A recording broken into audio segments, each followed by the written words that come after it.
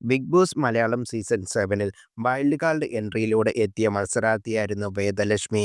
Big ബോസിൽ ശക്തമായ നിലപാടുകൾ പറയും, അതിൽ ഉറച്ചു നിൽക്കുകയും ചെയ്യുന്ന ചുരുക്കം മത്സരാർത്ഥിയിൽ ഒരാളാണ് ലക്ഷ്മി. LGBTQ വിഭാഗത്തിനുള്ള തൻ്റെ നിലപാട് പറഞ്ഞുകൊണ്ട് ലക്ഷ്മി ആദ്യം ബിഗ് ബോസിൽ ശ്രദ്ധ നേടിയത്. താരത്തിൻ്റെ ഈ നിലപാടിൽ വിമർശനങ്ങളും അതിനോടൊപ്പം ഒരുപാട് സപ്പോർട്ടേഴ്സിനെ നേടിയെടുക്കാൻ സാധിച്ചു. എന്നാൽ അവതാരകനായ മോഹൻലാൽ പോലും ലക്ഷ്മിയുടെ ഈ നിലപാടിനെ തള്ളിപ്പറഞ്ഞുവെങ്കിലും താൻ പറഞ്ഞതിൽ നിന്ന് ഒരു തരത്തിലും മാറ്റിപ്പറയാനോ പിന്നോട്ട് നിൽക്കാനോ ലക്ഷ്മി തയ്യാറായിരുന്നില്ല. ബിഗ് ബോസിൽ നിന്ന് പുറത്തായതിനു ശേഷം താരത്തിന്റെ വിശേഷങ്ങൾ അറിയാൻ ആരാധകർക്ക് ഏറെ താല്പര്യമാണ്. ഇപ്പോഴിതാ കോഴിക്കോടുള്ള ഒരു ഫുഡ് സ്പോട്ടിൽ നിന്ന് ഭക്ഷണം കഴിച്ച് ആസ്വദിച്ച് കഴിക്കുന്ന ലക്ഷ്മിയാണ് കാണാൻ സാധിക്കുന്നത്.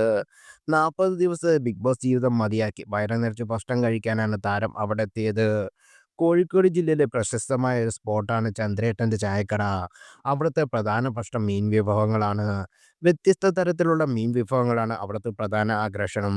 ഒപ്പം കഴിക്കുന്നതിനായി പുഴുക്കും പത്തിരിയും ലഭിക്കും. മാത്രമല്ല പരമ്പരാഗതമായ രീതിയിൽ ഇലയിലാണ് അവിടെ ഭക്ഷണം വിളമ്പുക.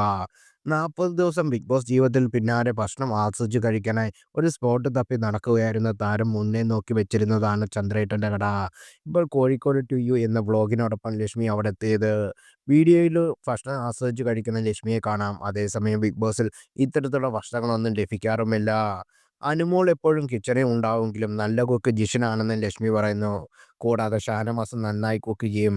വീട്ടിൽ എപ്പിസോഡിൽ ലാലേട്ടൻ വരുന്നതുകൊണ്ട് ഞങ്ങൾ പുറത്തു വരുന്ന ഭക്ഷണം ലഭിക്കും. അത്യാവശ്യം നല്ല ഫുഡായിരിക്കും എന്നും താരം പറഞ്ഞു. അവിടെ ഒരു സർവേയർ എന്ന രീതിയിലാണ് ഭക്ഷണം കിട്ടുക. അതേസമയം വ്യക്തിജീവിതത്തിൽ ഒരു ആർക്കിടെക്റ്റാണ് ലക്ഷ്മി.